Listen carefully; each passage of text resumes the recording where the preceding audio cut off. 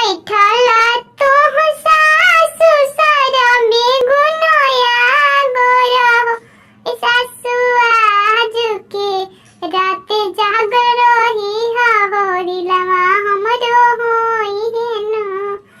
सासु आज के रात जागल रही हा होरी लवा हमरो होई है न